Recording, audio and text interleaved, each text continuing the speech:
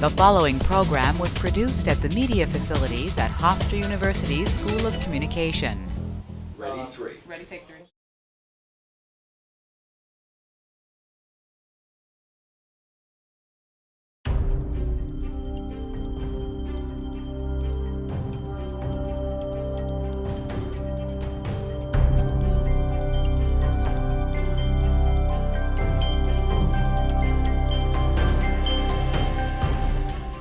We have the privilege of announcing publicly the university's decision to take the steps necessary to create the Hofstra University School of Medicine. This is a historic moment for Hofstra, for Shore-LIJ, for Long Island, and in fact for the New York area. Thank you for the faith you're placing in me that I can actually take us along this journey. I think it's good for Nassau County, I think it's good for New York, and it's good for the country. It's a win-win for all aspects of society. This is a milestone for the university. I've seen Hofstra come from Hofstra College to Hofstra University. And I've seen Hofstra do things that we never dreamed we could do.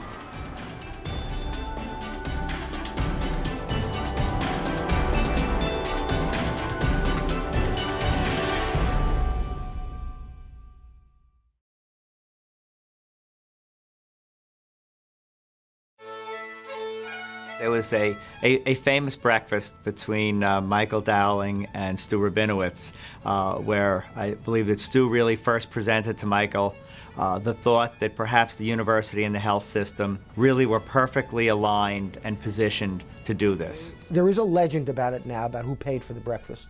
And it used to be that Michael Dowling claimed he paid, I claimed I paid.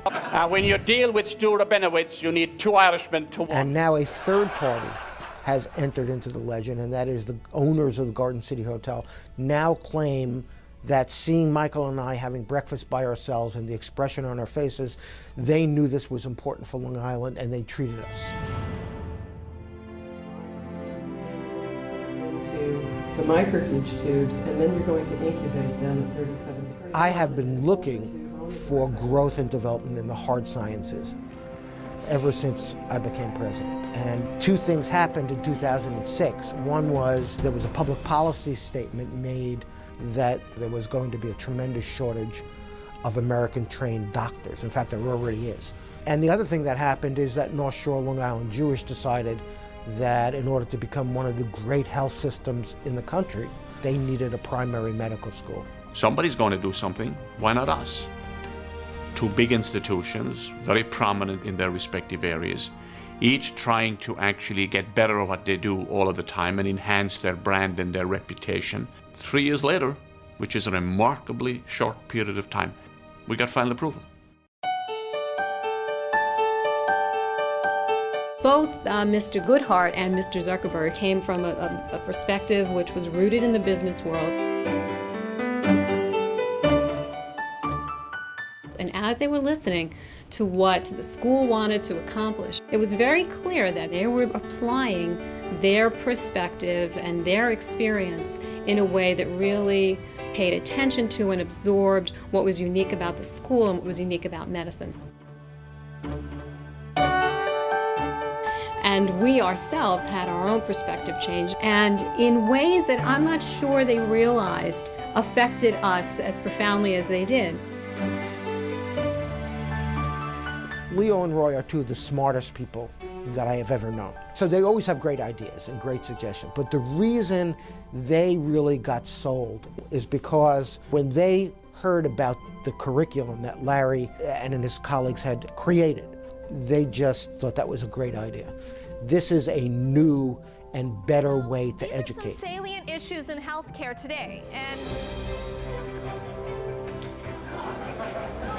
The amazing thing to me is the unbelievably strong level of goodwill that there is to get this project successful.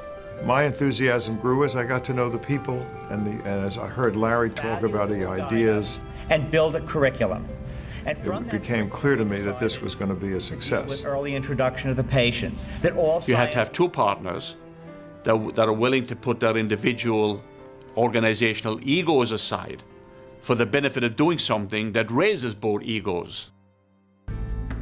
It isn't just medicine as a profession thinking about how to clone itself, but medicine really thinking about how to take things that are important from related fields, from law, from business, from public health, from community service and communications, creating the kinds of relationships that are effective in medicine.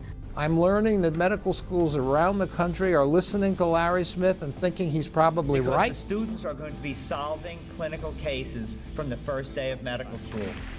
And that we are probably on the forefront of the way that medicine will be taught in the United States everywhere 10 years from now.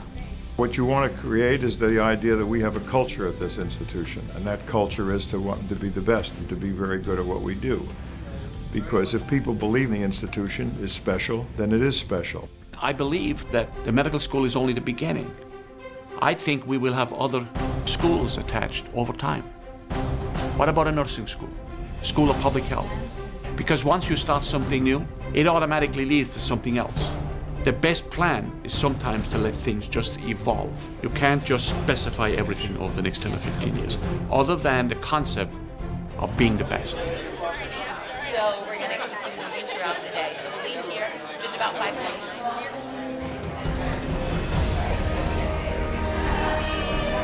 Good morning. Yeah, well,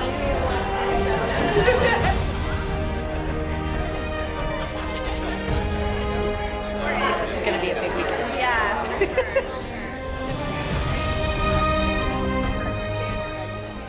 So welcome everyone. In the end, to produce the kind of doctors that our society and individual patients really are crying out for.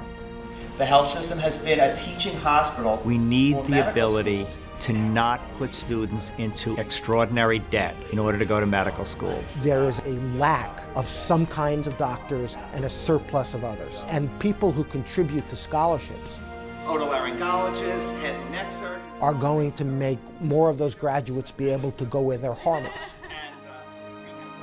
What I would say to the incoming students is just look at the opportunity you have to change the way we deliver healthcare. You can create a new way of doing things. Enjoy your day, right? Thanks. The assets of the health system are extraordinary. The same with Hofstra. Always aim for the top, go for the gold. This is truly a different curriculum in this medical school. Singapore has the same issues. How do we deliver high quality care? I said that you're going to come in to debrief the faculty. And supporting this curriculum will make the doctors of tomorrow more caring, more able to communicate with their patients, better able to work in teams, more respectful of the other kinds of medical professionals, because this medical school is not less expensive to run than any other medical school, but it will do it better.